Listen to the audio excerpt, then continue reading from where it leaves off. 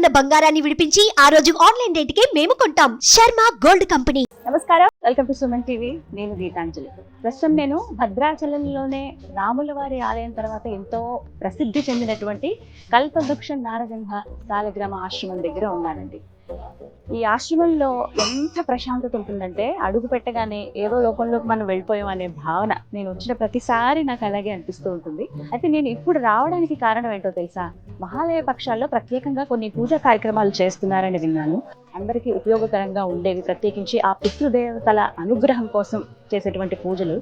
ఒకసారి వెళ్ళి కనుక్కుందాము. ఎవరైతే ఆశ్రమ నిర్వాహకులు, ఆశ్రమ స్థాపకులు డాక్టర్ కృష్ణ చైతన్య స్వామి ఉన్నారో వారితో మాట్లాడదాం. అలాగే స్వామిని కూడా దర్శించుకుందామని వచ్చాను. ఇక ఆలస్యం ఎందుకు, వెళ్దామా మరి, రండి.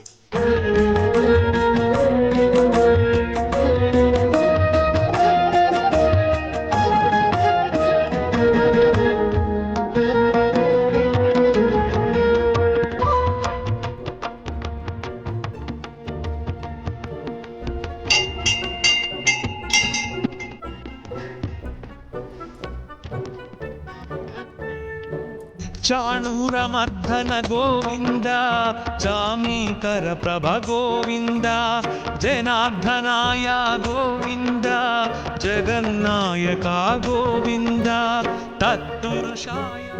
స్వామి కృష్ణ చైతన్య స్వామి కోసం వచ్చాము. గోదావరి దగ్గర అక్కడైనా కార్యక్రమం ఏమైనా జరుగుతుందా? అయితే అక్కడికే వెళ్తాము. మీరు ఒకసారి ఫోన్ చేసి చెప్పండి, మేము వస్తాము. గురుగారు గోదావరి దగ్గర అంటే కార్యక్రమంగా ఉన్నారు. సో ఇక్కడ మాట్లాడడం నుంచి ఒకసారి స్వామి దగ్గరికి వెళ్దాం అన్నది మిగతా విషయాలు.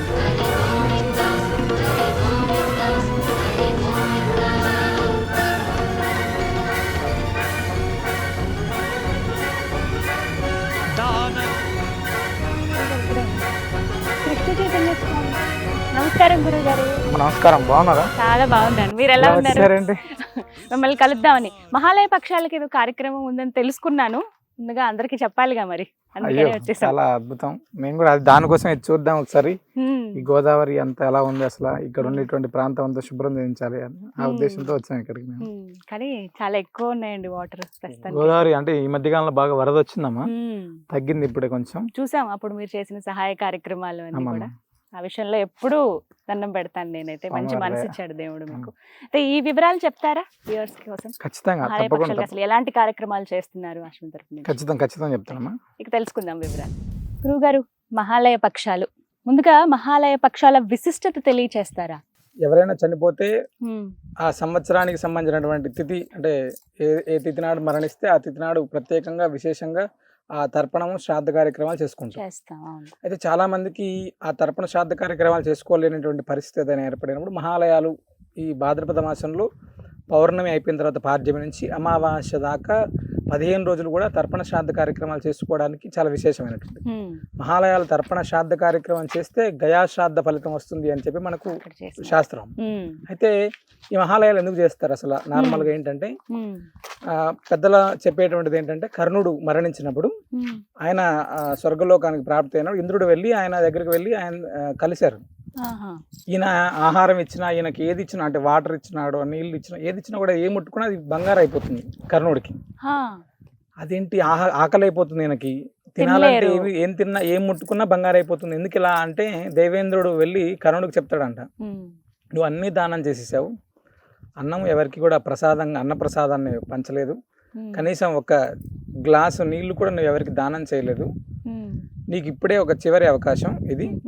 ఈ 15 రోజులు కూడా భూలోకానికి వెళ్ళి అన్నప్రసాదాన్ని, అంటే నీటిని, ఇవన్నీ కూడా దానం చేసి తిరిగి మళ్ళీ సశరీరంగా స్వర్గానికి వచ్చేయచ్చాను. అప్పుడు ఈ 15 రోజులు కూడా భూమిపైకి వచ్చి ఆ పాడ్యం నుంచి అమావాస్య దాకా వివిధ రకాలైనటువంటి తర్పణాలు, శ్రాద్ధ కార్యక్రమాలన్నీ నిర్వహించుకొని ఆయన చేసినటువంటి దానాలన్నీ చేసి తిరిగి సశరీరంగా వెళ్ళిపోయారంట. దానికి గాను ఈ 15 రోజుల కాలం పాటు, అంటే ఎవరైతే పితృదేవతలు అప్రీతికరంగా తర్పణ శ్రాద్ధ కార్యక్రమాలు చేస్తారు, మన కుటుంబంలో ఉండేటువంటి పితృదోషాలు కానీ ఇలాంటివన్నీ కూడా తొలగిపోతాయి అని చెప్పి మనకు చెప్తారు పెద్దలు. అంత అంటే చాలా విశేషమైనటువంటి రోజులు ఈ యొక్క మహాలయ పక్షాలు. ఎప్పటి నుంచి అండి కరెక్ట్ గా లెక్క వేస్తే? భాద్రపద మాసంలో పౌర్ణమి మరుసటి రోజు పాడ్యమి నుంచి అమావాస్య దాకా మహాలయ పక్షాలు చాలా విశేషంగా జరిగేటువంటి కార్యక్రమాలు. అంటే మనందరం కూడా మహాలయాలు చేయడం అనేటువంటిది చాలా మంది వదిలేస్తుంటారు ఫస్ట్. అవును. చాలా మంది తర్పణము అంటే శ్రాద్ధ కార్యక్రమాన్ని వదిలేశారు చాలా మంది. అంటే పెద్దలకు ఒకసారి పెట్టేటువంటి చేసాం కదా చాలానే మన వాళ్ళు ఏమవుతుందంటే మేము గయకి వెళ్ళామండి లేదా ఇంకో దగ్గరికి వెళ్ళాం, అక్కడ పెట్టాం, దండం పెట్టుకున్నాం, వదిలేసామని. కానీ వాళ్ళు ఇచ్చినటువంటి ఆస్తులు మనం రోజు అనుభవిస్తుంటాం కదా, వాళ్ళు ఇచ్చినటువంటి ప్రాణాన్ని మనం అనుభవిస్తున్నాం కదా. మనం ఎప్పుడు కూడా తప్పనిసరిగా తల్లిదండ్రులకు అనేటువంటివి ఎవరైతే పితృదేవతలు ఉంటారో వాళ్ళకి తర్పణ శ్రాద్ధ కార్యక్రమాలు ఖచ్చితంగా చేయాలమ్మా. చేయడం ద్వారా ఏమవుతుందంటే కుటుంబ వృద్ధి జరుగుతుంది. ఫస్ట్ ఏదైనా దోషాలు ఉంటే అవన్నీ కూడా తొలగిపోతాయి. దోషాలన్నీ తొలగిపోతాయి. వీటి మీద ఇంకా చాలా సందేహాలు కూడా ఉన్నాయండి. ప్రత్యేకించి అంటే మిమ్మల్ని అడగడానికి కారణం ఏంటంటే మీరు ఎన్నో కుటుంబాలకు ఒక పెద్ద కొడుకులాగా మారి ఎవరైతే గతించిపోయారో వాళ్ళకి శ్రాద్ధ కర్మలు చేస్తూ ఉన్నారు. దీనికి కారణం ఏంటంటే అలా చేయొచ్చా అసలు? అంటే ఇక్కడ ఏమైందంటమ్మా, లాస్ట్ 2018-19 సంవత్సరాల్లో మేము పనిచేసే ఆలయం దగ్గరికి వచ్చి చాలా మంది అంటే ఒక కుటుంబం ఫస్ట్ ఒక కుటుంబం ఏమైందంటే వాళ్ళకి తండ్రి లేరు, ఆడపిల్లలు 4 ఆడపిల్లలే, వాళ్ళకి తండ్రి లేడు. తండ్రి చనిపోతే పక్కింటి వాళ్ళ చుట్టాలు ఎవరు సంబంధించినటువంటి వాళ్ళు వెళ్ళి ఒకసారి ఈ 10 రోజులకు సంబంధించినటువంటి కర్మ ఇవన్నీ కూడా చేశారు. చేసిన తర్వాత సంవత్సరీకం దగ్గరికి వచ్చేటప్పటికి వాళ్ళకి ఏదో క్లాసెస్ రావడం వల్ల ఈ సంవత్సరీకం అనేటువంటిది వాళ్ళు చేయము అని చెప్పారు. మేము చేయము అని. వీళ్ళు చాలా మంది దగ్గరికి వెళ్ళారు, ఎలా చేయాలంటే ఎవరెవరు మీ వాళ్ళ కుటుంబ సభ్యులు ఉంటే మేము కరెక్ట్గా ఉండి చేస్తామని చెప్పారు. వాళ్ళు ఏం చేయాలో అర్థం కాక దానికి సంబంధించినటువంటి డీటెయిల్స్ అడగడానికి నా దగ్గరికి వచ్చారు. చాలా బాధపడుతూ అంటే మీ కొడుకు లేకపోవడం వల్లే ఇది చేయలేకపోతున్నాం కదా అనేటువంటి దాంతో అడిగితే, అలా కాదమ్మా, దీన్ని ఇలా చేస్తే మంచిది, మనం బ్రాహ్మణుడిని కర్తగా పెట్టి చేయొచ్చు, ఇబ్బంది ఏం లేదు అని చెప్పి మనం ఆ సంవత్సరం వాళ్ళకి చేయించాం. అప్పుడు అనిపించింది నాకు, అరే నిజంగా ఆడపిల్లలు ఉండి లేకపోతే చేయలేనటువంటి వాళ్ళ పరిస్థితి ఎలా ఉంటుందంటే మనం నృసింహ సేవావాహిని భక్త బృందానికి ఒక చిన్న మెసేజ్ పంపించాం. ఎవరైతే ఇలా ఇబ్బంది ఉన్నారో వాళ్ళకి ఏదైనా అవకాశం ఉంటే చెప్పండి, మనం ఈ భద్రాచలంలో చేద్దాము అని. సుమారు ఒక 250 మంది పైచిలుకు పేర్లు పంపించారు. అమ్మ ఏంటి ఇంతమందికి తర్పణ శ్రాద్ధ కార్యక్రమాలు జరగట్లేదా అని చెప్పి మహాలయ అమావాస్య రోజు ప్రత్యేకంగా నారాయణ హోమం, రుద్ర హోమం, శ్రీమద్ భాగవత పారాయణము, తర్పణము, శ్రాద్ధము, అన్నప్రసాదము, గోసేవ ఇవన్నీ కార్యక్రమం చేసాం. అంటే శాస్త్రంగా ఏమైతే ఉంటాయో అవన్నీ కూడా చేసాం. చేశాక మెసేజ్ అందరికీ పెట్టాం, ఇలా జరిగింది ఇలా. మరుసటి సంవత్సరానికి మా కుటుంబాల్లో చాలా వృద్ధి కనపడింది స్వామి, తప్పకుండా మళ్ళీ చేయండి అని అడిగారు. ఇంకా మహాలయ పక్షాలు రాకముందే అడిగారు. సరే అని ఒక మెసేజ్ పంపిస్తే సుమారు ఒక 700-800 కుటుంబాల పేర్లు వచ్చాయమ్మా. అంటే ఇది ఏమైందంటే వాళ్ళకు మంచి జరిగింది, మాకు కూడా జరుగుతుంది. అంటే ఎవరైనా ప్రత్యేకంగా వెళ్ళి చేసుకునేటువంటి పరిస్థితులు చాలా మందికి లేవం ప్రస్తుతం.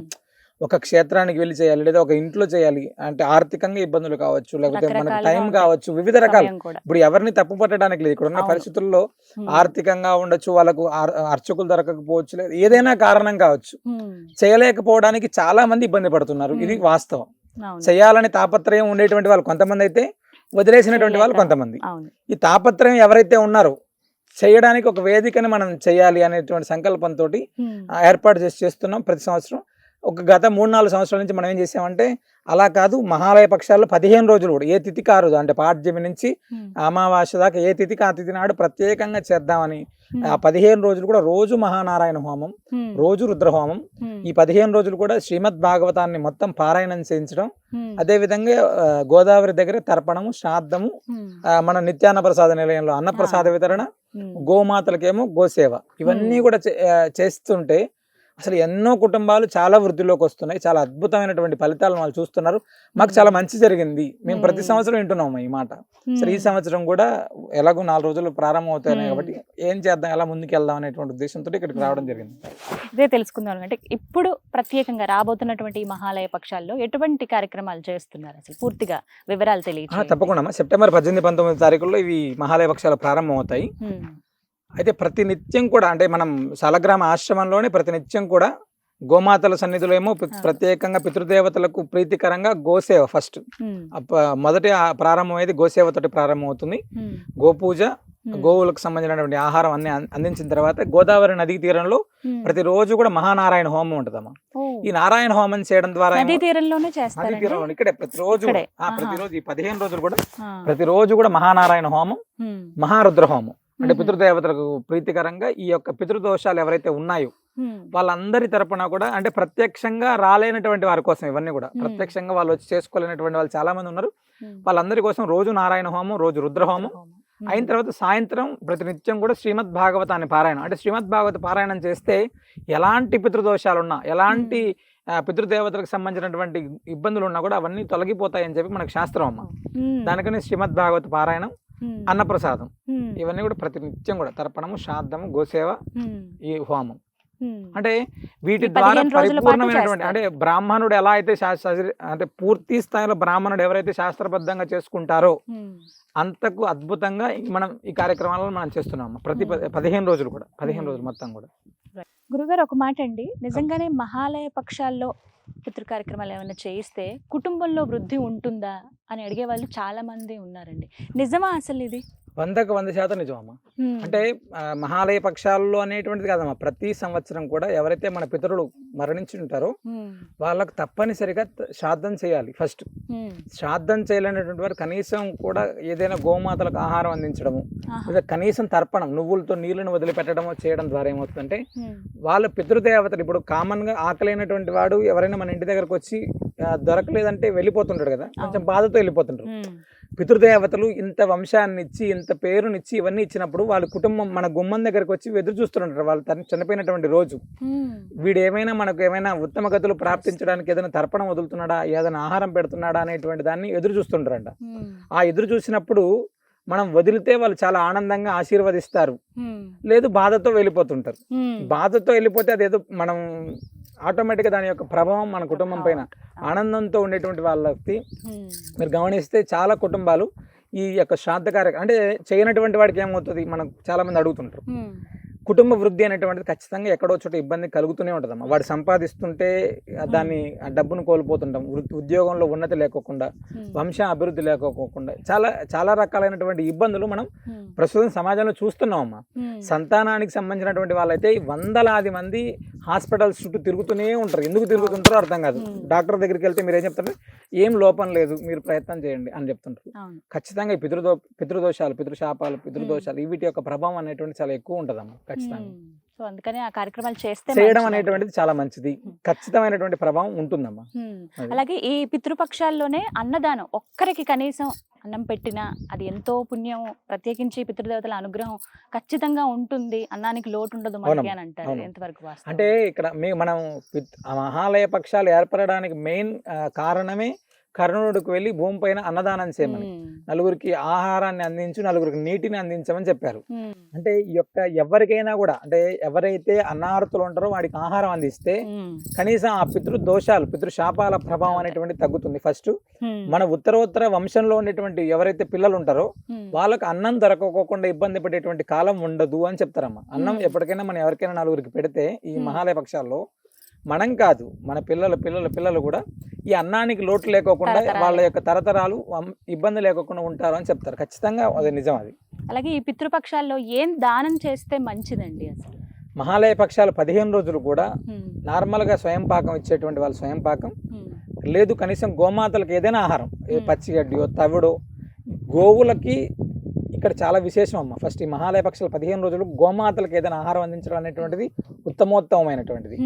ఈ 15 రోజులు కూడా ఎవరైతే అన్నార్తులు ఉంటారో, ఎవరికి నిజంగా ఆకలి ఉంది వాళ్ళకి ఆహారాన్ని అందించడం అనేటువంటిది అద్భుతమైనటువంటి ఫలితం. ఫస్ట్ దానం అంటారా, మనం సశక్తిగా ఏది ఉంటే ఆలయానికో ఏదైనా ఏది ఇచ్చినా పర్లేదు, కానీ ఈ మహాలయ పక్షాలు 2 రోజులు కూడా 15 రోజులు కూడా ఖచ్చితంగా మనం చేయాల్సింది గోసేవ, అన్నార్తులకు ఆహారం. ఈ 2 చేస్తే అద్భుతంగా ఫలితం ఉంటుంది. అంటే గోవుకి ఏం తినిపిస్తే మంచిది ఇలా ఉంటుందండి? గోమాతలకు ఎక్కువ పచ్చిగడ్డి అమ్మ, లేదా తవుడు, వివిధ రకాల నవధాన్యాలు నానబెట్టి నవధాన్యాలు పెట్టడం, వీటిని మంచిదమ్మా. అంటే ప్రత్యేకంగా ఈ రోజు 15 రోజులు ఉంటాయి కదా, 15 రోజులు అంటే ఒక రోజు కందులో, ఒక రోజు గోధుమలో, లేకపోతే ఇంకొకటి ఏది పెట్టినా కూడా చాలా ఫలితం ఉంటుంది, మంచిది. అంటే ప్రత్యేకంగా ఈ 15 రోజులు ఏవైతే ఉన్నాయో ఇక్కడ విశేషంగా జరిగేవి ఇప్పుడు హోమాలు అని చెప్పారు, ఇంకా ఏం చేస్తారండి? ఇందులో మహాభరణి అని ఉంటదమ్మా. అంటే భరణి శ్రాద్ధం అని ఉంటది. మహాలయ పక్షాల్లోనే 4-5 రోజుల్లోనే భరణి శ్రాద్ధం వస్తుంది. ఆ భరణి నక్షత్రం ఉన్నటువంటి రోజు తర్పణం గిన శ్రాద్ధం గిన చేస్తే, గయలో శ్రాద్ధం చేస్తే ఎలాంటి ఫలితం ఉంటుందో అక్కడికి వెళ్ళి మనం చేస్తే ఎంత అద్భుతమైన ఫలితం ఉందో ఆ యొక్క ఫలితం ఆ భరణి శ్రాద్ధం రోజు చేస్తే వస్తుందమ్మా. అంటే వేరే వాళ్ళ తిథితో సంబంధం లేదా? ఎవరు లేకపోయినా చేయొచ్చు ఆ రోజు. భరణి శ్రాద్ధం అనేటువంటి చాలా మంది చేస్తుంటారు. మనం దీనికి కానీ అంటే చాలా మంది ఏమనుకుంటారంటే భరణి శ్రాద్ధం రోజు చేస్తే బాగుంటుంది, నవమి రోజు చేస్తే, మధ్యాష్టమి రోజు చేస్తే, ఇలాంటివన్నీ ఉంటాయి. అలా కాదు, 15 రోజులు చేద్దాం. అసలు ఎవరైనా ఒక గోత్రనామాలు ఇచ్చారు వాళ్ళ పితృదేవతలకు సంబంధించిన ఉంటే పాడ్యమి నుంచి అమావాస్య రోజు కూడా తర్పణం చేస్తున్నాం వాళ్ళ కోసం. అంటే ఈ తిథి నాడు చేసి వదిలేయడం కాకుండా పాడ్యమి నుంచి అమావాస్య దాకా ప్రతి 15 రోజులు కూడా తర్పణము, శ్రాద్ధము, హోమము, అంటే ఎంత అద్భుతమైనటువంటి ఫలితాన్ని వాళ్ళకి ఇస్తున్నామంటే ఇది ఊహించకోకుండా, అంటే ఈ ఫలితం అనేటువంటిది అనంతం ఇంకా ఖచ్చితంగా. అంటే ఆనాడు ఒక్కరే చేస్తే ఎంత ఫలితం ఇస్తుందో 15 రోజులు చేస్తే ఇంకెంత అద్భుతమైన ఫలితం ఉంటుందో మనం ఒకసారి ఆలోచించుకోవాలి. నిజంగా ఒక అద్భుతమైన అవకాశం. ఎలా అంటే మేము రావాలి, నమోదు చేయించుకోవాలి అంటే పేర్లు ఒకటి చెప్తే సరిపోతుంది. అంటే నృసింహ సేవానికి సంబంధించినటువంటి మీరు నెంబర్లు ఇస్తే ఆ నెంబర్లలో వాళ్ళకు ఎవరైతే కాల్ చేస్తారో వాళ్ళకి ఎలా అయితే శ్రాద్ధం చేయాలో ఒక ప్రఫార్మా పంపిస్తారమ్మా. అంటే వీళ్ళకు అంటే ఎవరైతే కర్త ఉంటారో వాళ్ళకు తల్లిదండ్రులు, తాత ముత్తాతల పేర్ల దగ్గర నుంచి ప్రతి ఒక్కరు కూడా సుమారు ఒక 35 మంది దాకా పేర్లు ఉంటాయి. ఎవరైతే గతించుంటారో అందులో ఎవరైతే లేరో వాళ్ళందరి పేర్లు ఇస్తే గోత్రనామాలతో సైతంగా మనం ఈ 15 రోజులు చేస్తారమ్మా. ఎన్ని రోజులు ముందుగా నమోదు చేయించుకోవాలండి? కనీసం ఒక 2-3 రోజులు ముందైనా నమోదు చేసుకుంటే, ఎందుకంటే మనం అవన్నీ కూడా మళ్ళీ రాసుకోవాలి. దానికి తగినటువంటి చాలా పెద్ద పరిశ్రమ ఉంటదమ్మా. సుమారు 10 మంది ఋత్వికులు ఉంటారు, రాసుకునే వాళ్ళంతా ఉంటారు. ఎవరికి వాళ్ళు చాలా మంది ఇస్తూనే ఉంటారు కదా. అంటే ఎవరికి మిస్ అవ్వకూడదు. ఇక్కడ మా ఉద్దేశం ఏంటంటే ఎవరిచ్చినా కూడా రోజు జరగాలి అనేటువంటిది. ఎంతమంది అయినా కూడా, అంటే దూర ప్రాంతాల్లో ఉన్న వాళ్ళు ఉంటారు, వేరే కంట్రీస్ లో ఉన్న వాళ్ళు ఉంటారు. ప్రస్తుతం మన దగ్గర ఇక్కడ మనం చేసే కార్యక్రమం అంతా కూడా ఎవరైతే రాలేనటువంటి వాళ్ళు, ఎవరైతే ఇబ్బంది పడుతున్నటువంటి వాళ్ళు, పూర్తిగా మేము ఇక్కడ ఉండి కూడా చేయలేకపోతున్నాం అనేటువంటి వాళ్ళందరూ క్షేమం కోసం చేసేటువంటి కార్యక్రమం అమ్మ. కాబట్టి వాళ్ళు ముందుగానే కొంచెం అంటే జాగరూకై ఇస్తే మంచిది మనకు. సో గురుగారు చెప్తున్నారు కదా, స్క్రీన్ మీద నెంబర్స్ కూడా నేను డిస్ప్లే చేస్తానండి, అలాగే అడ్రస్ కూడా కంప్లీట్గా ఇస్తాను ఆశ్రమంది. మీరు ఒకసారి ఫోన్ చేసి మాట్లాడండి. మీరు ఒకవేళ ఇలా పితృ కార్యక్రమాలు చేయించాలనుకుంటున్నాం మేము కూడా అంటే కనుక మీకు ఎక్కడా వెసులుబాటు కుదరకపోతే ఫోన్ కాల్ చేస్తే వివరాలు అడుగుతారు. ఆ ప్రశ్నలన్నిటి కూడా మీరు సమాధానం ఇచ్చి పేర్లన్నీ కూడా నమోదు చేయించుకుంటే ఈ 15 రోజుల్లో శాస్త్రోక్తంగా నిర్వహిస్తారు. అది కూడా గోదావరి గట్టు దగ్గర ఇప్పుడు మేము కూర్చున్నటువంటి ఈ ప్రదేశంలోనే ప్రస్తుతం అయితే ఇంకా క్లీనింగ్ అవంతా చేయిస్తున్నారు. కొద్ది రోజుల్లో ప్రారంభం కాబోతున్నాయి మహాలయ పక్షాలు. అప్పుడు శాస్త్రోక్తంగా పూజా కార్యక్రమాలను నిర్వహిస్తారు. హోమాదులు కూడా ఇక్కడే నిర్వహించడం జరుగుతుంది. అలాగే గురుగారు ప్రత్యక్షంగా వచ్చే వాళ్ళ కోసం వచ్చే వాళ్ళందరూ కూడా భద్రాచలంలో గోదావరి నదీ తీరంలో బ్రాహ్మణులు ఉంటారమ్మా. పూర్తిగా తీర్థ పురోహితులు ఉంటారు. వాళ్ళు అక్కడ చేసేటువంటి వాళ్ళు ఉంటారు. అంటే ఇది పూర్తి ఈ పద్ధతి అంతా కూడా పరోక్షంగా ఎవరైతే ఇబ్బంది ఉన్నారో వాళ్ళు ప్రత్యక్షంగా వచ్చినా కూడా బ్రాహ్మణులు ఉంటారు. వాళ్ళు చేసేటువంటి వాళ్ళు తప్పకుండా చేస్తారు. ఇబ్బంది ఏం లేదు. ఆ విషయం కూడా చేసుకోవచ్చు. అంటే 15 రోజులు ఉండలేరు కదమ్మా వచ్చేటువంటి వాళ్ళు 15 రోజులు. ఇప్పుడు ఏటిదో గుర్తు పెట్టుకుని, ఇప్పుడు ఉదాహరణకి చవితి రోజున గతించారనుకోండి, చవితి రోజు చేసుకోవచ్చు. ఆ రోజునే చేసుకోవచ్చు. ఆ రోజునే వస్తే సరిపోతుంది. రావచ్చు అమ్మా, వచ్చినా కూడా తప్పకుండా అట్లా కూడా చేసుకోవచ్చు. ఇబ్బంది ఏం లేదు దానికి కూడా. అంటే రాలేనటువంటి వాళ్ళు ఎవరైతే ఉంటారో 15 రోజులు చేయాలి మేము అనుకునే వాళ్ళు లేదు తిథి నాడు ఎవరైతే తిథి ఉంటారో ఆ తిథి నాడు చెప్తే ఆ తిథి రోజు చేస్తారు. లేదు అంటే యాక్సిడెంట్ వల్లలో ఏదో హెల్త్ బాగా ఇబ్బంది పడి చనిపోయినటువంటి వాళ్ళు, లేదా ఆత్మహత్య చేసుకున్నటువంటి వాళ్ళు, ఇవన్నీ కూడా అమావాస్యకు ముందు రోజు చేస్తాం. ఇవి వేరే యాక్సిడెంట్ లో చనిపోతారు అంటే శరీరం అంటే హాస్పిటల్స్ కి సంబంధించిన ఇబ్బంది పడి అంటే హార్ట్ స్ట్రోక్ ఇలా ఏదైనా శరీరం ఇబ్బంది పడి చనిపోయినటువంటి వాళ్ళు ఎవరైనా సరే, అది వాళ్ళు లేకపోతే ఆత్మహత్య లేదా మర్డర్ చేయడం లేదా ఏదైనా కారణంతో చనిపోయినటువంటి వాళ్ళందరికీ కూడా చతుర్దశి రోజు చేస్తారమ్మా. అంటే విషశస్త్ర హతానాం మహాలయం, అంటే పాము కాటు కానీ ఇలాంటివి ఏవైనా విష ప్రయోగాలు ఇలాంటివి ఏ దాని వల్ల చనిపోయినప్పటికీ కూడా వాళ్ళందరికీ కూడా అమావాస్య ముందు రోజు చేస్తారు. ఆనాడు చేస్తే వాళ్ళు ఇబ్బంది ఉండదు అని చెప్తారమ్మా. అంటే ఈ వివరాలన్నీ మీరు క్వశ్చన్స్ లో ప్రతి ఒక్కటి అడుగుతారమ్మా, అడుగుతారు చెప్తారు కూడా. నృసింహ సేవ వాహిని మీ తరపు నుంచి కాల్ చేస్తారు, వివరాలన్నీ కూడా మిమ్మల్ని అడుగుతారు. మీరు అసలు ఎక్కడ ఇబ్బంది పడాల్సిన అవసరం లేదు. వాస్తవం చెప్తే చాలు, అది ప్రత్యేకంగా వారికంటూ చేసినట్టు అవుతుంది. కాబట్టి చతుర్దశి రోజున చేయవలసినవి ఏవైతే గురువుగారు ఇప్పుడు చెప్పారో అలా గతించిన వాళ్ళకి అలాంటి కార్యక్రమమే జరుగుతుంది. కాబట్టి ఎవరో ఇదొక మహద్భాగ్యంగానే భావించాలి. ఎందుకంటే పితృదేవతల అనుగ్రహం ఉంటే మనం చేసేటువంటి ప్రతి పనిలో వారి దీవెనలు ఉంటాయి, వారు ఎప్పుడు తోడుంటారని చెప్తారు. అలాగే మనలో చాలా మందికి సందేహాలు ఉంటాయి, ఎప్పుడు ప్రాబ్లమ్స్ వస్తున్నాయి, కుటుంబంలో ఎదుగుదల లేదని, పిల్లలు సరిగ్గా చదువుకోవట్లేదని, వివాహాలు ఆలస్యమని, సంతానం లేదని, వీటన్నిటికీ కారణమే పితృదోషాలు ఉండడం అనేది. అవి నివృత్తి చేసుకునేటువంటి మహా అవకాశం అంటే ఈ పితృపక్షాలేనండి. స్క్రీన్ మీద నెంబర్ కూడా డిస్ప్లే చేస్తున్నాను. కృష్ణ చైతన్య స్వామి గారు చాలా శాస్త్రోక్తంగా పూజా కార్యక్రమాలు చేస్తున్నారు, హోమాదులు నిర్వహిస్తారు, పితృ కార్యక్రమాలు కూడా చేస్తున్నారు. కాబట్టి మీరు కూడా పాల్గొనవచ్చు. కొన్ని సందేహాలండి, అంటే నిజమా కాదా కూడా తెలియదు, గొడవలు అవుతూ ఉంటాయి ఊరూరికని. ఎందుకు గొడవలు అవుతాయో కూడా తెలియదు కుటుంబంలో. ఇవి కూడా పితృదోషాలే. భార్యాభర్తల అన్యోన్యత ఫస్ట్ అంటే మనం ఇప్పుడు అనుకుంటున్నాం ఈగో మామూలుగా, కానీ పెద్దలు ఏం చెప్తారంటే ఇప్పుడు మన దగ్గర పితృదోషాలు ఉన్నాయి, మన కుటుంబంలో పితృదోషాలు లేక ఏదైనా కారణం కావచ్చు, శాస్త్రబద్ధంగా ఇబ్బందులు ఉండేటువంటివి. అవతల వ్యక్తి అమ్మాయి ఇంట్లో కూడా సేమ్ అదే ఇంట్లో నుంచి వచ్చిన అమ్మాయి అయితే వాళ్ళిద్దరు చేసే పని అదే కదా. ఇంకా అంటే ఏదో రకంగా తెలియనటువంటి గొడవలే ఎక్కువ కారణం. ఇప్పుడు ప్రస్తుతం ఏమంటే సమాజంలో చాలా ఎక్కువ ఇబ్బందిగా ఉండేటువంటి గొడవల కంటే చిన్న చిన్న గొడవలే అవి పెద్దగా దారితీసి ఎక్కడికో తీసుకెళ్లేటువంటి పరిస్థితిని ప్రస్తుతం చూస్తున్నాం అమ్మా. దానికి ఖచ్చితంగా ఈ యొక్క ప్రభావం ఉంటుంది తప్పనిసరిగా. అంటే తర్పణ శ్రాద్ధ కార్యక్రమాలు జరగనటువంటి ఇల్లు ఎప్పుడైతే ఉంటుందో ఆటోమేటిక్గా ఆ యొక్క ప్రభావం కనపడుతూనే ఉంటుంది మనకి. ఏదో రకమైనటువంటి అశాంతి, మానసిక అశాంతి, ఆరోగ్యానికి సంబంధించిన అశాంతి, పిల్లల విషయంలో, సంతానం విషయంలో ఫస్ట్ ఎక్కువ సంతానం, అన్యోన్యత, వీటిపైన ఎక్కువ ప్రభావం చూపుతుందమ్మా ఖచ్చితంగా. అంటే కుటుంబం ఎప్పుడైనా కూడా ఆర్థిక అభివృద్ధి మన ఇంట్లో ఎన్ని చేసినా కూడా జరగట్లేదు అంటే తప్పనిసరిగా మనం స్థిరత్వానికి కూడా ఖచ్చితంగా ఆర్థిక అన్ని రకాలుగా ఉంది కదా. అంటే పితృదేవతలు అనేటువంటివి ప్రతి ఒక్కదానికి కూడా ముడిపడి ఉంటదమ్మా. మనము అంటే భగవంతుడి అసలు లింక్ ఏంటండి అంటే వసువు, రుద్రుడు, ఆదిత్యులు ఈ ముగ్గురిని మనం ఎప్పుడైతే ప్రసన్నం చేసుకున్నామో ఆటోమేటిక్ గా మనకు ఈ యొక్క అనుగ్రహం అన్ని వస్తుందమ్మా. మన తండ్రి తరపున ఉండేటువంటి వాళ్ళకు, తల్లి తరపున ఉండేటువంటి వాళ్ళ యొక్క పితృలు అంటే ఫస్ట్ ఎంతసేపు మనం ఏమనుకుంటాం అంటే మన తాత ముత్తాతలు వీళ్ళ వరకే అనుకుంటాం. అలా కాకుండా వసు, రుద్ర, ఆదిత్యులు అనేటువంటి ముగ్గురు ఉంటారు. వీళ్ళకి సంబంధించినటువంటి వాళ్ళ యొక్క అనుగ్రహం అనేటువంటిది ఉంటే ఈ పితృదోషాలు అనేటువంటివి మనకు తగలవు ఖచ్చితంగా. దాని యొక్క ప్రభావం, మన ఇంపాక్ట్, మన కుటుంబంలో ఎదుగుదల మనకు తెలిసిపోతుంటుంది అమ్మా. చాలా వరకు చాలా మంది మన దగ్గరికి అంటే ఈ యొక్క సాలగ్రామ ఆశ్రమానికి వచ్చేటప్పుడు కూడా చాలా మంది అడుగుతుంటారు. ఫస్ట్ క్వశ్చన్, స్వామి ఇక్కడ ముడుపు కడితే పితృదోషాలు పోతాయా? అమ్మ ఫస్ట్ ముడుపు కట్టాక మేము ఖచ్చితంగా ప్రతి ఒక్కరికి చెప్తున్నాం, వాళ్ళు చనిపోయినటువంటి తిథి ఉంటే మీకు తెలిసి ఉంటే ఆ రోజు కనీసం 4గురికి అన్నం పెట్టండి. మీకు అలా పెట్టేటువంటి పరిస్థితి లేకపోతే ఈ ఆశ్రమంలోనే గోసేవ చేసుకోండి, లేదా 4గురికి ఆహారం అందించండి. మనం మహాలయ పక్షాల్లో కూడా అందరికీ ఇదే చెప్తున్నాం. ఒకవేళ మీరు చేయలేనటువంటి పరిస్థితి ఉంటే తప్పనిసరిగా రండి, గోమాతకు మన చేత్తో ఆహారం పెట్టండి, లేదా మీరు పలానా రోజు పెట్టమని చెప్తే ఆ రోజైనా మీ గోత్రనామాలతో పెట్టించి ఏర్పాటైనా చేయడం ఇలా ఉంటుందమ్మా. చాలా మంచి ఖచ్చితంగా చేయించుకుంటే మంచిదండి. గురుగారు హోమాలన్నీ కూడా ఇక్కడ నదీ తీరంలోనే చేస్తానంటున్నారు కదా, ఆశ్రమం ఉంది కదంటే సాధారణంగా అక్కడ హోమాలు చేస్తారు కదా మీరు, ప్రత్యేకించి ఇక్కడ గోదావరి నది ఒడ్డునే చేయాలని ఏమన్నా అంటే ఇక్కడే చేయాలని రూల్ ఉందా లేకపోతే ఏంటి? అంటే నదీ తీరంలో చేసేటువంటి శ్రాద్ధం, ఏదైనా హోమం, ఇవన్నీ కూడా విశేషమైనటువంటి ఫలితాలమ్మ. అంటే గోవు ఎక్కడ నివసించే ప్రాంతం కానీ నదీ తీరం కానీ చాలా అద్భుతమైనటువంటి ఫలితం. అదేవిధంగా మనకు గోదావరి అంటే పరమ పవిత్రమైనటువంటి నది. గంగ తర్వాత అంత విశేషమైనటువంటి ఖ్యాతిని గడించినటువంటిది గోదావరి నది అమ్మ. గోదావరి దక్షిణ గంగా అని పేరు. గోదావరి తీరంలో చేసేటువంటి శ్రాద్ధం పితృదేవతలకు ఎవరైతే ఉంటారో వారు పరిపూర్ణమైనటువంటి అనుగ్రహాన్ని ఇచ్చేటువంటిది గోదావరి. కాబట్టి మనం ఈ ప్రాంతాన్ని ఎంచుకొని ప్రత్యేకంగా ఈ 15 రోజులు కూడా ఇక్కడ విశేషంగా రోజు చేస్తామమ్మా. అంటే గోదావరి తీరంలో అంటే నార్మల్ గా కూడా భద్రాచలం అద్భుతమైనటువంటి పుణ్యక్షేత్రం, అదేవిధంగా దక్షిణ అయోధ్య, అంటే అన్ని కలగలిపినటువంటి ఈ ప్రాంతం కదా, అందుకని ఇక్కడ ఏర్పాటు చేస్తాం. చివరిగా ఏం చెప్తారు ప్రేక్షకులకి ఈ మహాలయ పక్షాలకి?